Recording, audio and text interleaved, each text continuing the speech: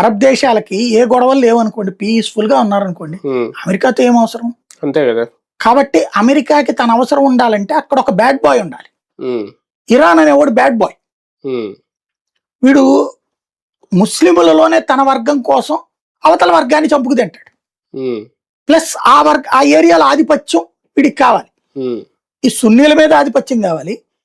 ఈ సున్నీ దేశాలనే అందుకని ఇజ్రాయెల్కి దగ్గర అవుతాయి కాబట్టి ఇజ్రాయెల్ మన జాతికి వ్యతిరేకం అనేటటువంటి ద్వారా చెడగొట్టాలి వీళ్ళు కలవనీకు.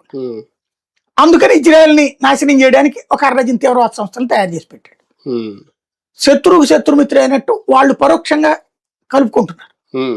ఇప్పుడు అది దెబ్బతీసే ప్రయత్నం ఇజ్రాయెల్ చేసింది. అందుకోసం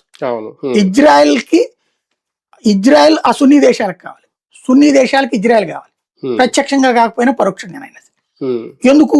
ఈ షియా దేశం కాబట్టి.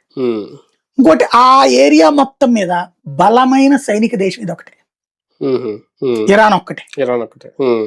అది అలాగే పెరిగితే అతిపెద్ద తప్పు చేసింది ఖొమైనీ ఏంటంటే అసలు ఈ మత హింస లేకుండా వాళ్ళని ప్రాణాలు తీయకుండా ఇబ్బంది పెట్టకుండా ఉంటే